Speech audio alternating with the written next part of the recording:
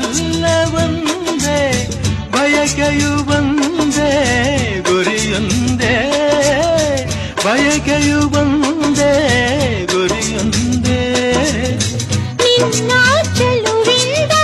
ನಿನ್ನ ಒಲವಿಂದ ನನ್ನಲ್ಲಿ